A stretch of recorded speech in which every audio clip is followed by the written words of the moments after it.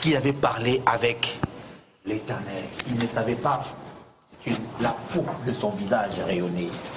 C'est une histoire assez fascinante parce que, en fait, Moïse, un jour nous parlerons sur des grandes personnes qui ont marché avec Dieu. Et Moïse est l'un des personnages les plus complexes et le plus compliqué qui existait, et même que Dieu ait connu sur la terre. Il est la seule personne qui a regardé Dieu en face comme ça. Elle a dit, pardonne ce peuple ou bien enlève mon nom de ta liste de ton livre de vie. Donc un homme qui menace Dieu, vous pouvez vous imaginer. Non, Moïse était compliqué. Moïse est des rares personnes comme ça qui négociaient avec Dieu sur des contrats et des termes compliqués. Et qui a fait reculer Dieu sur certaines décisions que Dieu avait prises déjà. Donc Dieu voulait tuer comme ça, il s'aimait, il dit, écoute, si tu veux tuer ces peuples, tu commences par moi, tue-moi d'abord. Dieu regarde et dit, comment est-ce que je peux tuer Moïse? Moi je lui pardonne. Il sait bien l'histoire de Moïse. Vous vous rendez compte que c'était un homme particulier. Un homme particulier qui a marché avec le Seigneur. Et c'est une histoire qui, en fait, il est allé pendant 40 jours à la montagne et le peuple s'est lassé d'attendre. Parce qu'il était allé rencontrer le Seigneur. Après beaucoup de jours, le peuple a fait pression à Aaron en lui disant que fais-nous un veau d'or, ça veut dire un Dieu que l'on peut voir. Voyez-vous, le monde est toujours attiré par ce que l'on voit. Le monde veut toujours avoir un Dieu qu'il voit. Et même les chrétiens, les religieux, et même les chrétiens d'aujourd'hui sont toujours tentés de se faire des images, des représentations. Parce qu'ils veulent avoir un Dieu que l'on voit. C'est la raison pour laquelle dans certaines églises, les hommes de Dieu sont devenus comme des dieux déifiés. Pourquoi? Parce que l'homme veut voir un Dieu qu'il voit. Un Dieu qu'il maîtrise, un Dieu qu'il contrôle. Mais dans la mesure où le Dieu qu'il adore, il ne le voit pas, il ne le contrôle pas, il a du mal. Vous vous rendrez compte, hein? Ça c'est le problème de l'homme, c'est ça le problème de l'homme. Ainsi même dans certaines religions, on fait même des images taillées. On fait des images de tel saint, de tel ceci, de telle personne, pour que l'on aille même prier ces gens-là. Parce qu'au fait, l'homme veut toujours avoir un Dieu qu'il voit. Et puisque Moïse n'était pas là, ils disent à Aaron, fais-moi un Dieu. Et vous connaissez l'histoire, Moïse descend parce que Dieu lui dit, ton peuple là-bas, ils ont commis des bêtises. Moïse descend, il entend des bruits. Josué qui lui dit non, ce sont des bruits peut-être de pleurs. Il dit non, ce sont des bruits de fête. Parce que le peuple était en train de fêter parce qu'ils avaient un Dieu. Ils ont dit, Israël, voici ton Dieu qui t'a sorti de l'Égypte, un veau d'or. Le problème, c'était quoi? Le problème, c'était pas le fait que le veau d'or soit là. Le problème, c'était l'image ou la conception de ce qu'était Dieu que les enfants d'Israël avaient. La conception de Dieu. La grande question de la vie, c'est quelle conception de Dieu tu as. Beaucoup de chrétiens aujourd'hui veulent adorer Dieu comme au Kassai, on adore Dieu. Comme au Bandundu, au Bas-Congo, on adore Dieu. Parce que simplement, ils ont déjà au préalable une image d'un Dieu que leurs grands-parents avaient servi. C'est comme ça que même en venant à l'église, ils veulent servir Dieu à la manière du Dieu qu'eux, ils voyaient déjà. Parce qu'ils étaient en Égypte. Et en Égypte, il y avait des dieux en termes de veaux. Il y avait des dieux qui étaient représentés en forme de veaux et plusieurs autres dieux. Et comme ça, dans leur cœur et dans leur esprit, la conception de Dieu, c'était un veau d'or. C'est la raison pour laquelle ils étaient tellement confiants et ils avaient l'impression d'avoir raison et de bien adorer Dieu. Écoute, un grand principe. On n'adore pas Dieu à la manière dont tu veux l'adorer. On adore Dieu à la manière dont lui, il veut qu'on l'adore. Je peux répéter ça? On n'adore pas Dieu à la manière dont quelqu'un vient et dit Nzambo, c'est Babino Kote. C'est écrit où que Nzamba c'est Babino Kote. On n'adore pas Dieu parce que toi, tu te décides de qualifier Dieu par tes propres qualificatifs. Qu'est-ce que Dieu a dit de lui qu'il est pour que tu lui dises ce qu'il a dit qu'il est? L'adoration, c'est de redonner à Dieu l'image que lui-même s'est donnée quand il s'est dit lui-même que je suis tel. C'est que Dieu n'a pas dit qu'il est, ne lui dit pas qu'il est. Est-ce que quelqu'un est avec moi? C'est la raison pour laquelle aujourd'hui, avec les temps, nous sommes en train de travailler sur une nouvelle théologie. Ça veut dire une nouvelle manière de voir les choses de Dieu. Parce que l'Africain a voulu adapter le Dieu d'Israël à sa dimension dévotion. Ça veut dire l'adorer comme Vidi Moukoulou, l'adorer comme Chamakanda, l'adorer comme Moya Vita. Or, tous ces qualificatifs-là de Balouba, par exemple, ce sont des qualificatifs que nos grands-parents, nos ancêtres avaient pour qualifier et nommer leur Dieu. C'est leur Dieu. Ce n'était pas le Dieu de la Bible. C'était leur Dieu. Mais regardez dans lesquels nous sommes tombés aujourd'hui. Nous tous, nous entrons dans cela et nous adorons sans les savoir. Je ne dis rien. Quant à votre propre conscience, vous allez réfléchir avec le Saint-Esprit. Alléluia. Alléluia. Écoutez-moi bien. Le plus grand ennemi de Dieu, c'est l'image que tu as de lui dans ton cœur. C'est la raison pour laquelle il faut se nourrir de la parole de Christ. Se nourrir de la parole de Dieu et connaître Christ. Parce qu'au fait, Dieu connaissant le problème de l'homme de vouloir se faire une image de Dieu, la Bible dit de Christ qu'il est l'image visible du Dieu invisible. Et si tu veux avoir une image de Dieu, regarde Christ. Tu n'as pas à regarder ailleurs. Parce que seul Christ est l'image de Dieu, du Dieu invisible. Est-ce que quelqu'un est avec moi? C'est Colossiens qui le dit. C'est Colossiens, c'est écrit dans la Bible. La Bible dit de Christ qu'il est l'image visible du Dieu invisible. Parce que Dieu voulait résoudre le problème de l'homme de se tailler une image ou de se faire une image de Dieu. Et sachant cela, la Bible dit que la parole a été faite chair. Elle a habité parmi nous. Ça veut dire que le Dieu qui est invisible a porté une image par Christ. Ainsi, si tu veux adorer Dieu, regarde Christ. Si tu veux élever Dieu, regarde Christ. Regarde ce que Christ est et ce que Christ a fait. Ainsi, tu auras une bonne adoration. Quelqu'un me dit un bon amen. Amen. C'est la raison pour laquelle le piège dans lequel nous sommes aujourd'hui, c'est que le diable essaie de noter le regard des hommes de Christ vers les hommes. Ils veulent détourner les hommes du regard de Christ, du regard de Christ. On ne veut plus qu'on regarde Christ. On dit que Christ n'est plus parfait. Il faut qu'on mette des sous-Christ que l'on doit aussi regarder, leur donner aussi les mêmes types d'honneur, leur donner aussi, et on dirait que leur place. Et bientôt, on risque de ne plus chasser les démons au nom de Jésus, mais chasser au nom de Jimmy. Parce que l'homme a tendance à vouloir remplacer, parce que le diable veut pousser l'homme à remplacer et à détourner le regard. Ce soir, MAPRE, retournons notre regard vers Christ. C'est lui l'image de Dieu. Tu veux avoir une image de Dieu, regarde Christ. Regarde Christ, mes frères. C'est la raison pour laquelle il parlait même aux disciples. Il leur disait que les prophètes, la loi et les prophètes, tous parlaient de moi. Ils rendaient témoignage de moi. Parce qu'au fait, l'Ancien Testament est l'ombre des choses à venir. Et l'image, les images, les adages et les proverbes, les palabres, qui au fait voulaient symboliser et ramener vers le Christ, vers la personne même de Christ. C'est lui l'image de Dieu. Ça, ce n'est pas mon point, mais je tenais à en parler. Ce soir, revois ton cœur. Tout ce qui prend les images, qui prend la place de Dieu, tout ce qui prend plus de place que Dieu devient un idole pour toi. Ton mari peut devenir un idole pour toi. Ta femme peut devenir une idole pour toi. Tes amis peuvent devenir une idole pour toi. Facebook peut devenir une idole pour toi. Ses copains, ses petits amis-là peuvent devenir une idole pour toi. Ce travail-là peut devenir une idole pour toi. Sans toi, je ne peux rien. Je lisais un SMS qu'une petite fille a fait à son ami. Je ne sais pas si c'est son petit ami ou rien que son ami. Et dans cet MS, il disait: sans toi, je ne suis rien. Sans toi, je ne peux rien. Sans toi, tu es tout pour moi. Et je me suis rendu compte que pour cette fille-là, son Dieu, au fait, c'était la personne qui était à côté de lui. Prends garde de ne pas avoir un autre Dieu que l'Éternel Yahweh.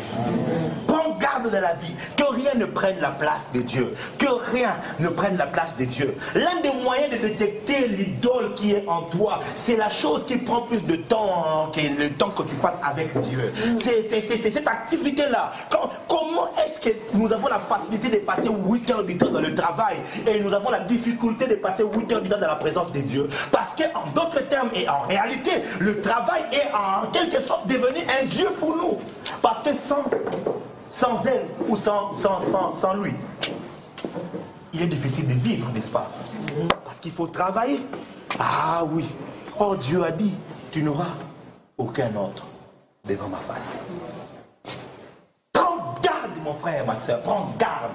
Prends garde d'avoir dans ton cœur des choses qui remplacent Dieu, d'avoir dans ton cœur des choses qui remplacent Dieu, des idoles. Et Dieu a horreur, a une aversion des idoles, mes frères.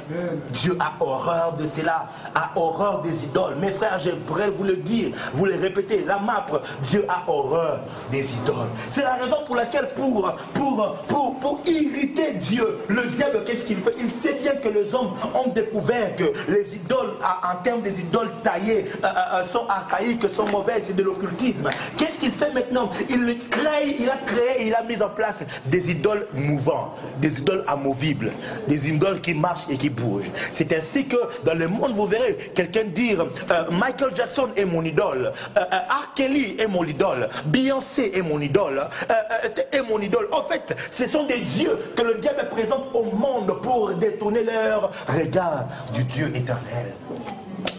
Et ce qui est dommage aujourd'hui, même dans l'église aussi, nous commençons à avoir des idoles. Tel pasteur est mon idole. Tel pasteur, je suis fanatique de telle personne. Je suis fan du prophète Jimmy. Je suis fan. Sans le savoir, tu commences à créer des idoles. Dieu, écoutez, Dieu ne partage sa gloire avec personne. Amen.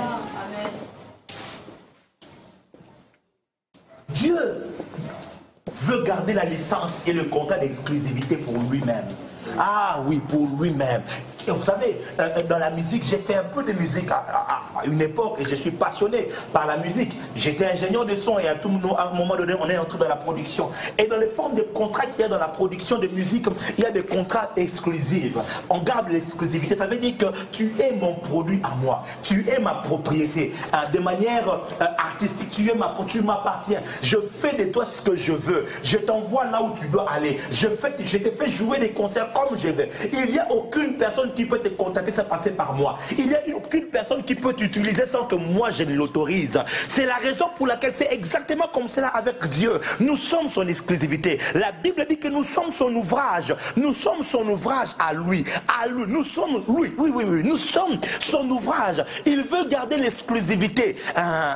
L'exclusivité d'exploitation. Seul Dieu peut t'exploiter. Seul Dieu peut t'utiliser comme il veut. Seul Dieu peut t'envoyer là où il veut. Seul Dieu peut faire de toi ce qu'il veut et comme il veut, même quand il le veut.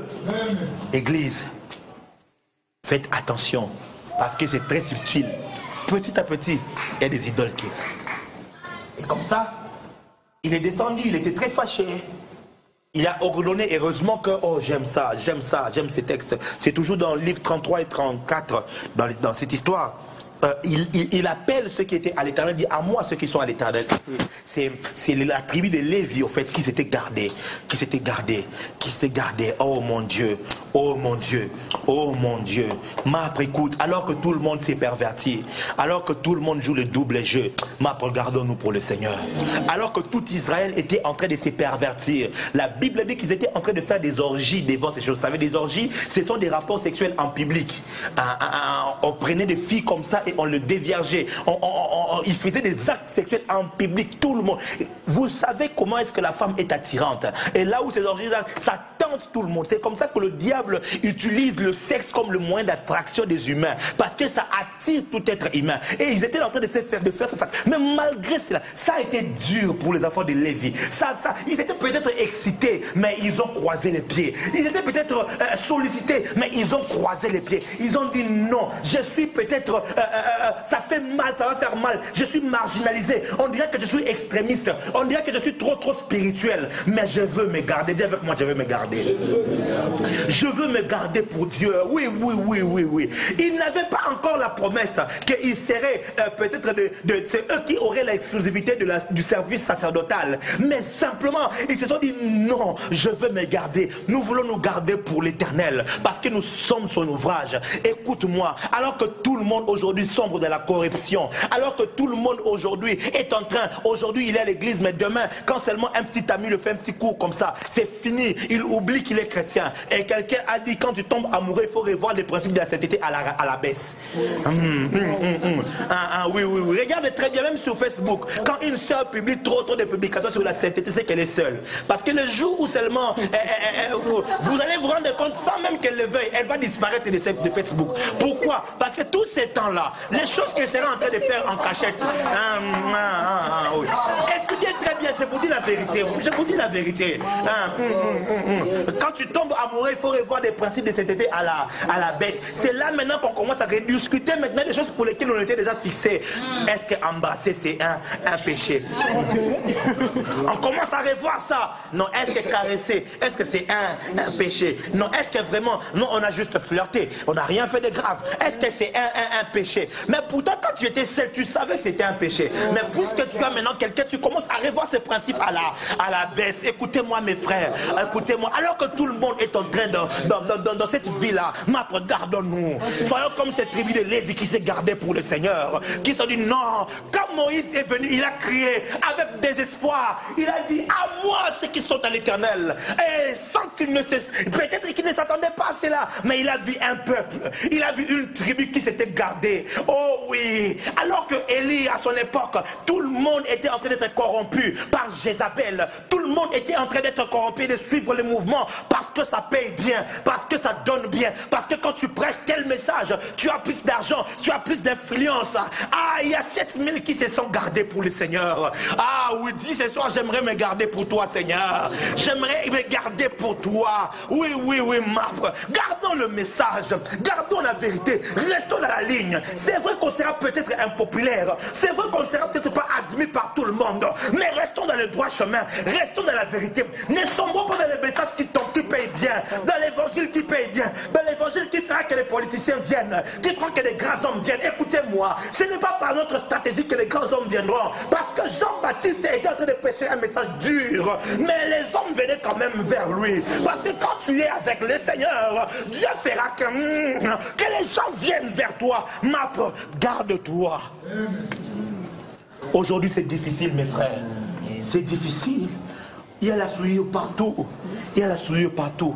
Il y a des sites comme ça quand tu veux aller pour télécharger innocemment. Tu veux télécharger juste une vidéo, mais ça te vire directement vers des pages pornographiques et ça te souille. Il y a maintenant sur Facebook comme ça des filles qui t'écrivent. Voilà, je suis telle fille et elle t'envoie des photos. J'aimerais être en contact avec toi et tout ça. Et juste écris-moi dans mes mails. Et il y a beaucoup de chrétiens comme ça qui sont en train de virer vers ces choses. Je vous dis la vérité. Il y a comme ça des garçons qui séduisent des filles sur Facebook, sur Internet, et alors que plusieurs sont entrés. Aujourd'hui, quand c'est être démodé qu'être dans l'église comme ça, porter, être décente, parce que tout le monde veut être en décolleté, tout le monde veut être sexy, séduire, tout le monde, alors que tout le monde est en train de dorer le veau d'or, s'il vous plaît. Soyons ceux qui se sont gardés pour Dieu. Regardons-nous pour le Seigneur. Je vous dis, regardons-nous pour le Seigneur. Je pleure dans mon cœur et j'insiste, garde-toi pour le Seigneur. Garde-toi pour le Seigneur. Écoutez-moi, ceux qui se gardent pour le Seigneur dans le temps de la corruption ont comme récompense le droit et le privilège d'exercer dans le tabernacle. Amen. Mon Dieu, mon Dieu. Ah. Ceux qui se gardent pour le Seigneur ont comme privilège, comme récompense, le droit d'exercer. Voilà quand Dieu maintenant a établi les sacerdoces. Tout le monde était à l'extérieur, mais Lévi était à l'intérieur. Tout le monde était à l'extérieur, mais Lévi était à l'intérieur. C'est pourquoi dans l'Apocalypse chapitre 2, Jésus est en train de parler. Il dit ceci: j'ai contre toi ceci, c'est que j'ai contre toi ceci. Mais à celui qui vaincra, à celui qui vaincra, à celui qui vaincra, je lui donnerai à certains un caillou blanc dans lequel j'écrirai un nom que personne ne connaît. À d'autres, il dirait, je leur ferai asseoir. À d'autres, il dirait que je ferai venir vers eux ceux de la synagogue de Satan et ils tomberont à leurs pieds. Parce qu'il y a une récompense quand tu te gardes. Quand tu te gardes, Mapre. Quand tu te gardes, Mapre. Mapre, je ne veux pas que nous soyons seulement un groupe charismatique qui est trop spirituel dans les cieux naturels, mais nous voulons être des hommes et des femmes saints qui se gardent dans les temps difficiles, qui se gardent dans les temps de la corruption. Ce n'est pas facile, mes frères. Quelquefois même moi je suis tenté, quelquefois même moi je suis attiré, quelquefois même moi, mais je reste à genoux. Je dis, Seigneur, je ne trahirai pas l'alliance. Seigneur, quand tu appelleras vers moi ceux à l'Éternel, que je me présente, que je dise, je suis à l'Éternel, j'appartiens à l'Éternel. C'est vrai par c'est vrai par le. Vous savez, aujourd'hui même dans le monde prophétique, c'est facile de se faire de l'argent. Parce que pour voir la prospérité chez tout le monde, c'est facile. Pour se faire de l'argent, il suffit tellement que je commence à dire des bonnes choses pour les politiques. Pour se faire de l'argent, C'est facile, mes frères. C'est facile. Mais quand tu restes dans le droit chemin, quand tu dis la vérité, quand tu empêches les gens de retourner au diable, tu leur montres le chemin de la justice, ils vous quittent et ils s'en vont. Ils s'en vont, ils vous laissent. Mais si tout le monde peut te laisser, si tes amis peuvent t'abandonner, il y a quelqu'un qui ne t'abandonnera pas. Il y a quelqu'un qui ne te laissera pas. J'ai suivi un film qui m'avait beaucoup bouleversé. Et dans ce film, il s'agissait d'un garçon qui n'avait pas de travail alors qu'il était marié avec une fille. Et il n'avait pas de travail.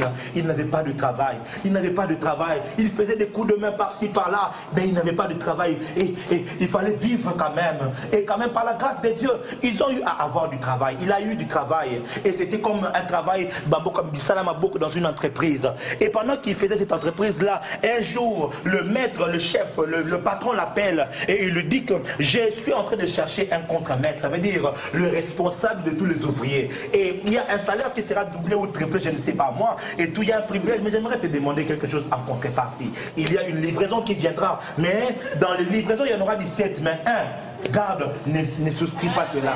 C'était difficile pour lui. Il nous dit, mais comment est-ce que je peux faire ça? C'est malhonnête. Il dit, non, j'ai besoin d'avoir des hommes de confiance avec qui on peut traiter. Et dis-moi, réponds-moi demain à 10 h.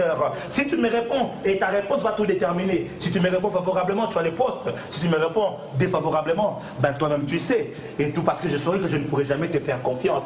Ni en tant que contre-maître, ni en tant qu'ouvrier, parce que tu pourras dénoncer. Il est rentré à la maison. C'était dur. C'était dur. C'était dur pour eux, mes frères. C'était dur pour eux. Parce que sa femme disait, mais mon mari, on doit quand même vivre, on doit survivre. C'était pas facile. L'homme a dit, peu importe, je préfère honorer le Dieu que je sers. La femme lui a dit, quand même, fais-moi signe. Si tu n'appelles pas, je saurai quand même que ça n'a pas marché. Je saurai. Et l'homme est venu au bureau, il est entré, on lui a posé la question, alors tu as pris ta décision. Il lui a dit, ce que tu m'as demandé à faire, c'est malhonnête. Eh bien, je ne peux pas le faire. Malheureusement, donc il commençait déjà à se lever. Et le patron qui lui dit, tu as bien répondu. Parce que de nos jours, il est difficile d'avoir un homme de confiance. Et j'ai compris par là que tu es sérieux. Alors, félicitations, tu es contre-maître. Imaginez quand une seule fois qu'il ait considéré l'opportunité et aura trahi l'alliance. J'aime l'histoire de Shadrach, Meshach et Abednego. Ils ont dit au roi, oh roi, notre Dieu nous délivrera de cette fosse. Et beaucoup de chrétiens, beaucoup de pasteurs trompent les gens en ne leur citant que c'est parti-là. Mais les enfants, ces enfants et ces hommes-là, n'ont pas que dit ça. Écoute, ils ont dit, oh Babylone, tu nous as ravi les noms, on a accepté, mais tu ne nous raviras pas notre appartenance à Dieu. Tu nous as ravi nos noms. Ils appelaient Anania, Azaria et tout ça. Mais on leur a changé Shadrach, Meshach, Abednego. Ces noms-là, ils appartenaient à l'Éternel. Mais le Babylone a voulu leur définir autrement. Mais si Babylone, le monde peut vouloir nous définir autrement, ils ne peuvent pas nous enlever notre identité intérieure, notre appartenance à Dieu. Ils ont dit, notre Dieu nous délivrera de la fosse. Mais même s'il ne nous délivre pas, nous n'allons pas nous prosterner.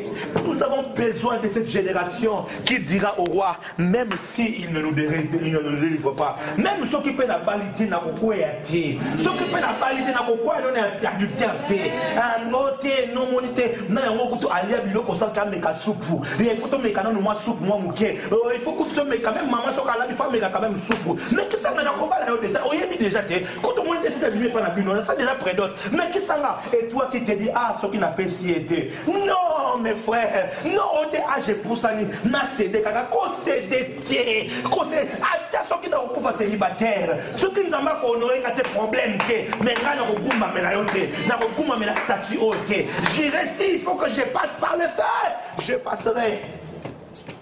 Amen. Nous avons besoin des hommes et des femmes qui sont déterminants, Amen. Qui sont déterminés dans leur choix, dans leur appartenance à Dieu. Ça fait mal, je pleure, mais je ne tombe pas. Ça fait mal, je pleure, mais je ne cède pas. Une génération des hommes qui sont déterminés. Amen.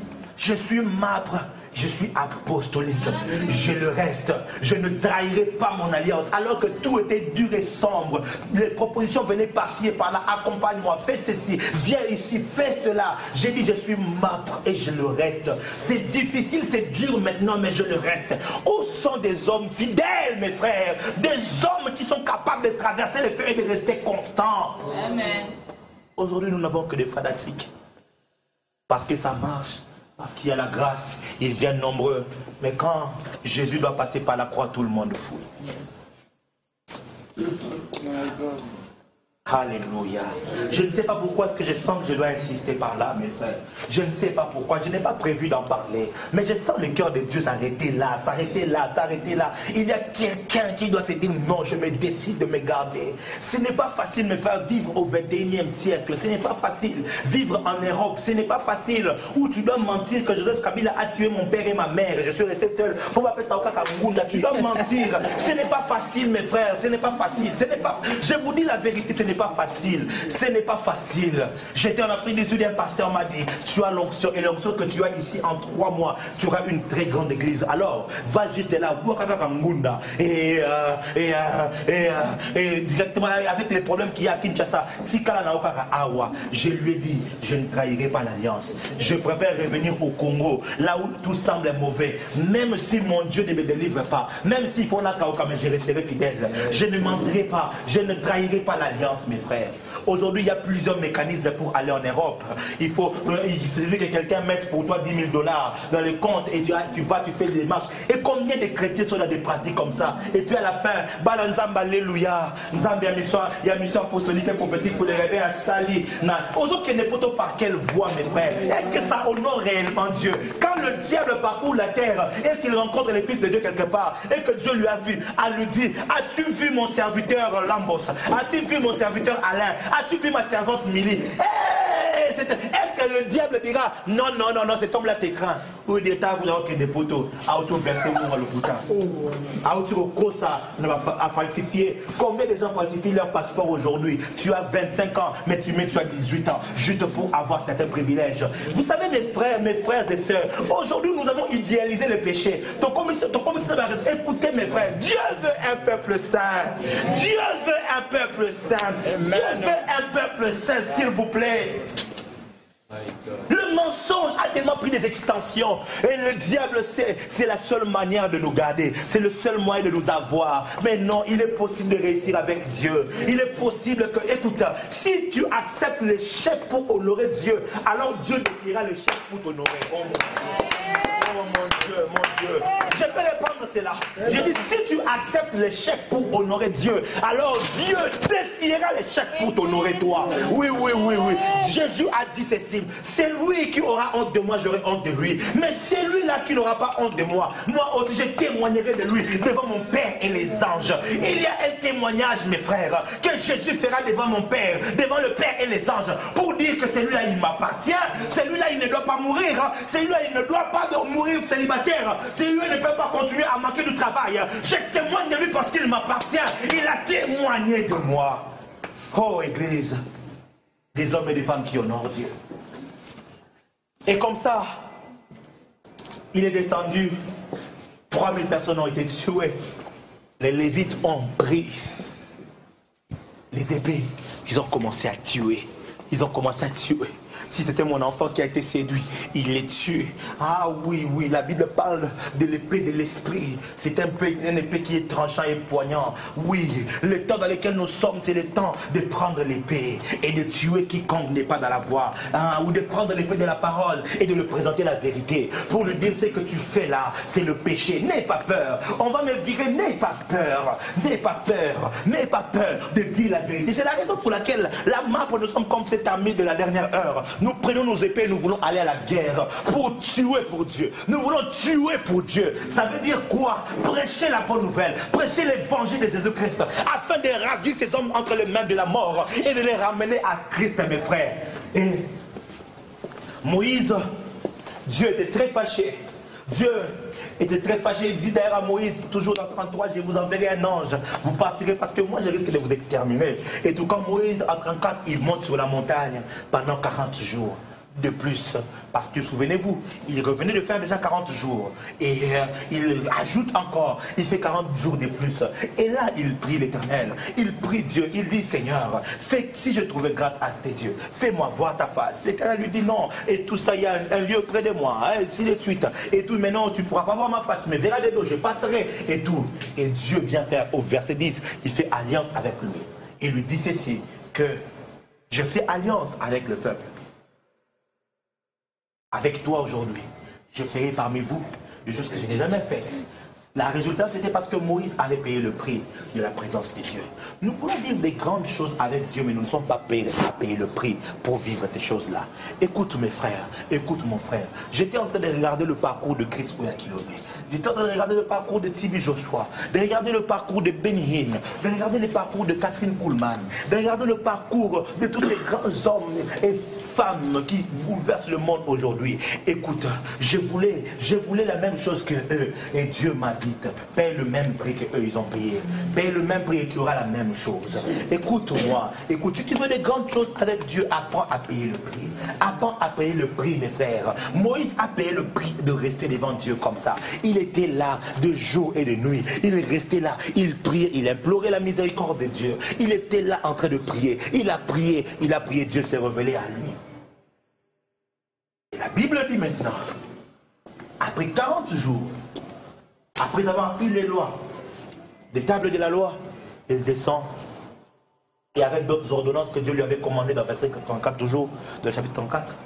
La Bible dit que lui, il ne savait pas. Mais c'est qu'il y avait un phénomène qui s'était passé. Une transformation qui avait commencé à l'intérieur, mais qui s'est matérialisé, qui s'est extériorisé. La Bible dit que la peau de son visage, on précise, la peau de son visage commençait à briller. Commençait à briller. J'aimerais bien voir cette affaire-là, parce que la présence de Dieu est le seul lieu, ou bien encore c'est la seule lumière qui ne te fait pas bronzer, mais qui te fait éclaircir. Je connais très bien les Occidentaux qui, quand ils ont besoin de bronzer, ils vont auprès du soleil. Ils s'exposent au soleil et ils bronzent. Il change de teint. Mais la présence de Dieu est le seul endroit où au lieu de bronzer, tu éclaircis. Je n'ai pas compris ce mécanisme-là. Mais il s'est fait une chose, mes frères. Il a regardé le Seigneur. Il a contemplé la gloire de Dieu. Et sa peau a brillé. Mais ce n'était pas seulement le fait de contempler la gloire qui lui a fait briller la peau, mais c'était le fait de prendre avec lui les tables de la loi. Ah, écoutez-moi mes frères, écoutez-moi mes frères. Dans le monde spirituel, ou bien qui est un homme spirituel? Un homme spirituel, ce n'est pas seulement quelqu'un qui parle beaucoup en langue. Ce n'est pas quelqu'un qui prie beaucoup. Ce n'est pas quelqu'un qui chasse les démons ou qui fait beaucoup de services. Ce n'est pas celui-là un homme spirituel d'abord. Un homme spirituel, c'est une personne qui s'est tellement nourrie de Dieu, qui s'est nourrie de la parole de Dieu, de la parole de Dieu. Un nombre important de la parole. Et je ne parle pas du logos, mais de la parole révélée de Christ que le Saint-Esprit nous donne chaque jour. Donne-nous aujourd'hui notre pain quotidien. Une parole que Dieu te donne. Plus tu t'es nourri de cela, plus ton esprit est en train d'être bâti et de grandir. Et associe cela maintenant à la prière que tu fais dans la présence de Dieu.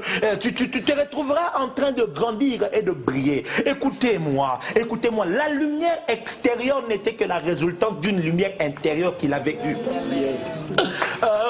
Oui, mes frères. Nous ne pouvons briller extérieurement que dans la mesure où intérieurement la lumière de Christ nous a éclairés. Et Moïse était en train d'écouter la parole, la loi. Ils étaient en train de l'écouter. Et la loi dans la vie de Moïse, avant d'être gravée sur le pierre, avait d'abord été gravée dans son cœur. Parce que avant d'être écrite, il l'écoutait d'abord.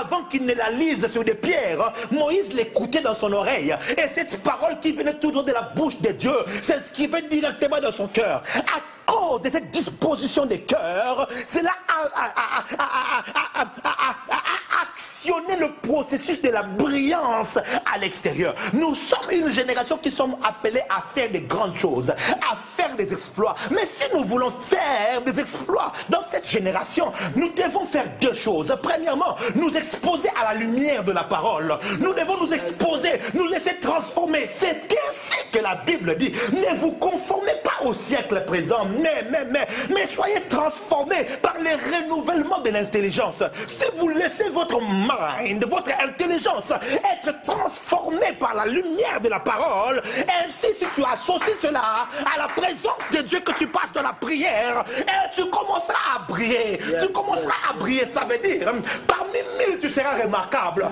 Parmi 10 000 c'est toi qu'on choisira. Quand tout le monde monde sera limité, toi tu ne seras pas limité. Tu auras une dimension supérieure par rapport au peuple. C'est la destinée que Dieu t'a préservée.